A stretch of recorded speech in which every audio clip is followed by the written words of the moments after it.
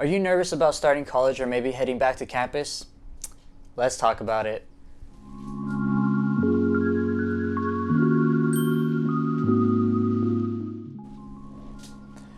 Hey everyone, it's Edric from EOP at Cal Poly Pomona, back again with another video, and today we're going to be talking about the top 8 tips for college. So sit back, relax, and let's get right into the video. Alright, going straight into tip number 1, that is to network.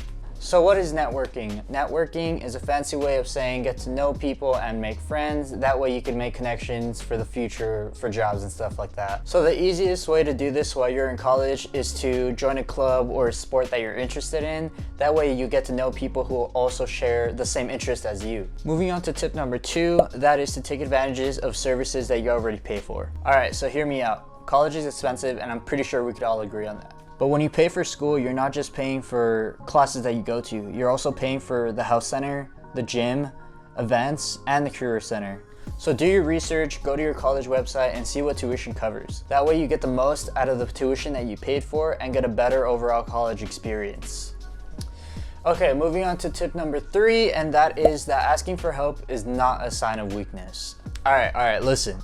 We're all human, we all have our struggles, and if you were to ask anyone in the world, school is definitely one of those struggles.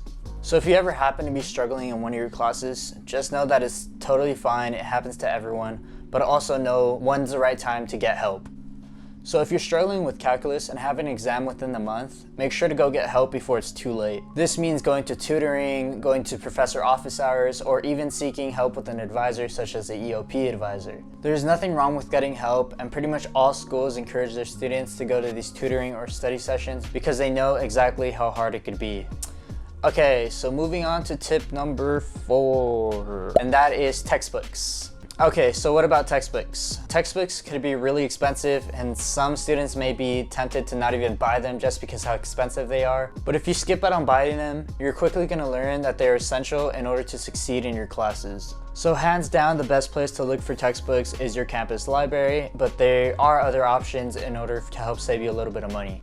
So for starters, your campus library often has copies of textbooks available to check out for a couple hours at a time. But if there isn't one on campus, check your library's online databases for digital copies, and maybe ask a librarian if your campus has an interlibrary loan program where your library could borrow books from another college library. Another option which could save considerable amounts of money is renting books. But if you take this route, make sure you read the rental policy before you write or highlight in the books. Last thing you want is to write in the book and then later on find out that you owe money for it, so probably don't do that. Anywho, another option that might be great for you is online booksellers. They might have the textbook that you need for less money. Here at EOP, some of our favorites include Chegg and Amazon, so next time you go book hunting, make sure to give those two a try. And the last tips that we have for finding textbooks is to make friends and maybe split the cost with the books, or you could get someone who previously had a class and buy the books off of them if they're willing to do so. That's usually a good option.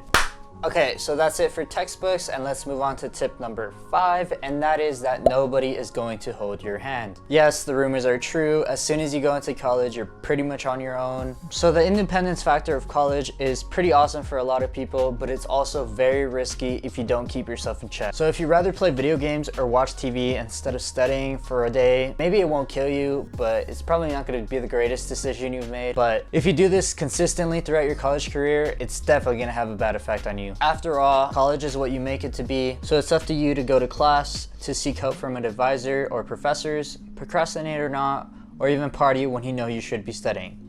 So the real tip here is to keep yourself accountable for what you do. Moving on to time management, this is one that affects a lot of people from freshman to senior year, and even has affected me before and still kind of does occasionally. But anywho, time management is really important when it comes to school. If you're going to start holding yourself more accountable to classes and assignments, you'll need a planner to keep you on track. If you've never used the calendar, now is definitely the time to start. At the beginning of each semester, you'll want to add in each class session important dates like registration and your assignment deadlines. So if you want to take time management a step further, then practice time blocking. Time blocking is pretty much when you plan out your time for the day. Let's say from 2 to 3, you'll want to study this thing, and from 3 to 4, you want to do something else. This is known to help people stop procrastinating and get them way more productive in the day. If you want to do this, we recommend using the digital calendar that's tied to your school's email address, which is likely through Microsoft, Apple, or Google. Okay, moving straight into tip number 7, and that is getting a job on campus. So the reason that working on campus is beneficial is because employers know that you're going to school, so they're way more flexible with their hours in comparison to working somewhere else that's not on campus. Don't get me wrong, working off of campus is not a bad thing, but when you work on campus, they realize that you're a student first and work with your time. This is perfect for students who live on campus or students who are always on campus. Working on campus is a short walk from class to work, and you won't spend time driving anywhere. It's also a great place to network with other students and faculty.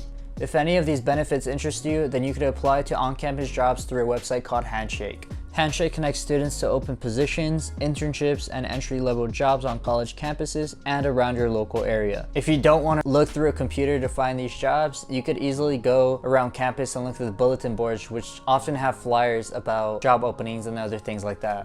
Moving on to the last tip that I have for you guys, and that is that college is not a race.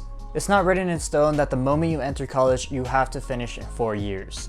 Much like life, college students work at their own pace to achieve their goals. Some students even finish college in 3 years, while others take 5, 6, or 7 years to finish. If you're not sure about the minimum classes you have to take to be a full-time student, then talk to your advisor or counselor. Make a roadmap that breaks down the classes you need to take and complete your major so you can have a clear understanding of the amount of classes you need, the workload, and the amount of time it takes to complete your required courses. So don't stress about it, be the best student you could be, and don't worry about finishing before or after 4 years. Just go with the flow. Alright, so those are my top 5, 6, 7, 8 tips for incoming and current college students, but wait, we got a bonus tip. Yes, we do. And that bonus tip is that if you ever feel overwhelmed, have any questions, or just need some sort of explanation, please go to your EOP advisor. Your EOP advisor could help you answer these questions or even be there for you if you ever feel stressed out. Okay, so that's all the tips I have for you guys. Hopefully some of these tips help you guys out. And if you think I missed any, drop them down in the comment section below. Anywho, that's it for me. I will see you all next time. So stay safe, take care, and peace out.